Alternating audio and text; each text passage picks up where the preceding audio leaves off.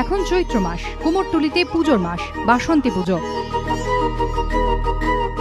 এই পুরনো পুজোটা আমরা ছোটোবেলা থেকে দেখে আসছি এবং আমরা শিল্পীরা আমরা তো কোনো পুজোর সময় আনন্দ করতে পারি না, যার জন্য এই বাসন্তী পুজোটা আমরা শিল্পীরা করে থাকি। এটা আমাদের শিল্প পুজো এবং এখানকার কুমারটুলি সবাই এই পুজোর মধ্যে জড়িত। দুর্গাপুজোর সময় দম ফেলার ফুরসত থাকে না। তার দুদিন পরেই লক্ষ্মী পুজো, তারপরে কালী ঠাকুর গড়ার ব্যস্ততা। মূর্তিতে মাটির প্রলেপ দিতে দিতে কখন যেন উধাও হয়ে যায় উৎসব মুখর দিনগুলো।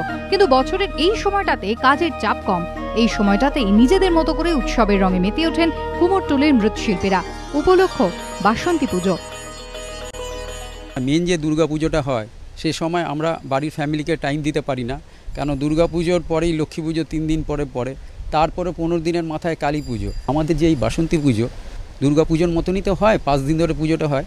এই 5 দিন আমরা খুব আনন্দ করে থাকি।